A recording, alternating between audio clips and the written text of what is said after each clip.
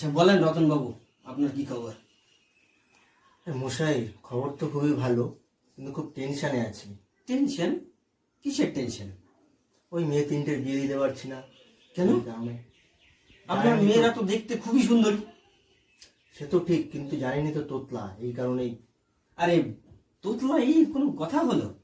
শুনেন, কালকে বিকেল 4টার সময় একটা সম্বন্ধ নিয়ে আসছি, ঠিক আছে? আপনার তিনটে মেয়েকেই বসিয়ে দেন, কিন্তু সাবধান, তিনটে মেয়ের একটা মেয়েও যেন কথা না বলে। ওদের বলে দেবেন যেন কথা না বলে। কথা বললেই কিন্তু জেনে যাবে ওরা তোতলা। একবার বিয়েটা হয়ে যাক, তারপর দেখছি কি করে কি করা যায়। জিনিসটা কি ভালো দেখাবে? কথাটা না বলে এইভাবে? আরে ভালো দেখানোর কি আছে? আপনি কি কোথায় বেইমানি করছেন? আপনার মেয়েরা তো বোবা নয়, জাস্ট একটু তোতলা। কি অসুবিধা তাতে? দেখেন, আপনি যা ভালো বোঝেন। ঠিক আছে, কথা থাকলো, কালকে বিকাল 4টায়।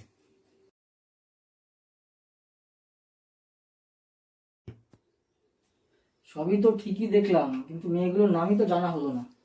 ওরা এই মাসে ব্রত রেখেছে, এই মাসে ওরা কথা বলতে পারবে না।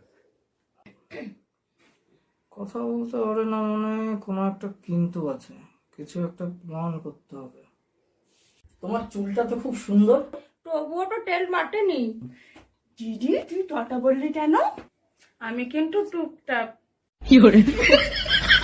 no, no, no, no.